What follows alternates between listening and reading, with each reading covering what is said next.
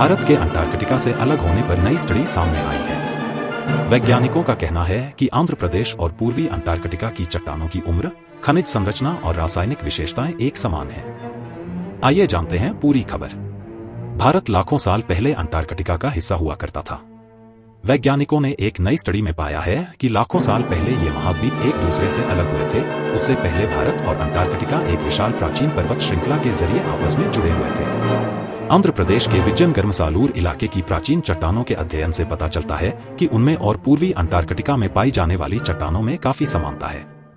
शोधकर्ताओं का कहना है कि इन नतीजों से इस बात की पुष्टि होती है कि पूर्वी भारत और अंटार्कटिका कभी एक ही भूवैज्ञानिक प्रणाली का हिस्सा थे, जिसे रेनर ईस्टर्न घाट ओरोजेन कहा जाता है।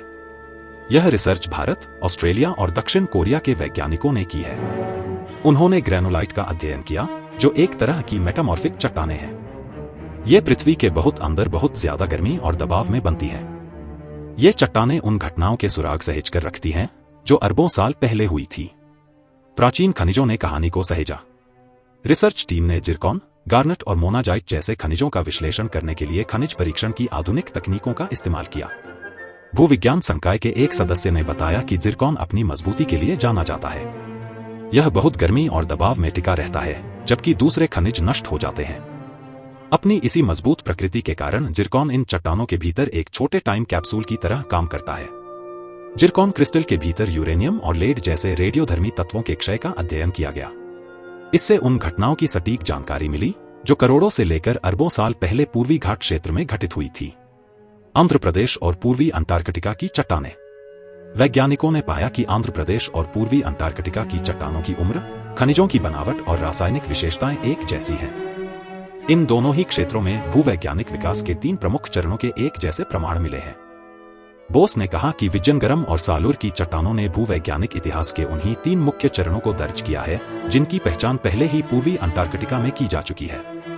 अध्ययन के अनुसार पहला चरण 1000 से 990 मिलियन वर्ष पहले हुआ था, जब एक बड़े महाद्वीपीय टकराव के दौरान चट्टानें 1000 डिग्री सेल्सियस के करीब तापमान के संपर्क में आई थी। इससे विशाल पर्वत श्रृंखला का निर्माण हुआ। दूसरा चरण 950 से 890 मिलियन वर्ष के बीच हुआ। उसमें चट्टानों के अंदर अधिक गर्मी और संरचनात्मक परिवर्तन शामिल थे। आखिरी यानी तीसरा चरण 570 से 540 मिलियन वर्ष पहले हुआ, जब खनिज समृद्ध तरल पदार्थ चट्टानों की दरारों से होकर गुजरे और एक विशिष्ट रासायनिक निशान छोड़ गए, जो भारत और अंटार्कटिका दोनों में है। गोंडवाना टूटने से भारत और अंटार्कटिका अलग हुए। वैज्ञानिकों का मानना है कि गोंडवाना के टूटने से भारत और अंटार्कटिका अलग हो गए। ये दोनों भूभाग तब तक आपस में जुड़े रहे जब तक कि 130 से 150 मिलियन वर्ष पहले सुपर कॉन्टिनेंट गोंडवाना टूटना शुरू नहीं हो गया। जैसे जैसे भारतीय प्लेट उत्तर की ओर एशिया की तरफ खिसकी और अंटार्कटिका दक्षिण की ओर बढ़ा, आपस में जुड़ी हुई पर्वत श्रृंखला टूटकर अलग हो गई। आज ये क्षेत्र हजारों किलोमीटर लंबे महासागर से अलग किए गए हैं, लेकिन चट्टानें अभी भी अपने साझा भूवैज्ञानिक अतीत के प्रमाण सहेज कर रखे हुए हैं।